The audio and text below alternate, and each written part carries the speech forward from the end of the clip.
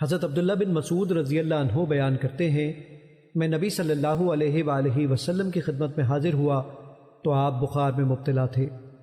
میں نے آپ کو اپنا ہاتھ لگایا تو میں نے عرض کیا، اللہ کے رسول صلی اللہ علیہ وآلہ وسلم، آپ تو بہت سخت بخار میں مبتلا ہیں۔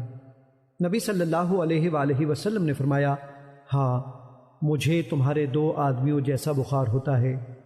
راوی بیان کرتے ہیں، میں نے عرض کیا، یہ اس لیے کہ آپ کے لیے دگنا اجر ہے؟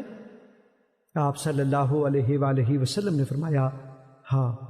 پھر آپ صلی اللہ علیہ وآلہ وسلم نے فرمایا، جب مسلمان کو کسی مرض یا کسی اور وجہ سے کوئی تکلیف پہنچتی ہے تو اللہ اس وجہ سے اس کے گناہ اس طرح گرا دیتا ہے جس طرح موسم خزاں میں درخت اپنے پتے گرا دیتا ہے۔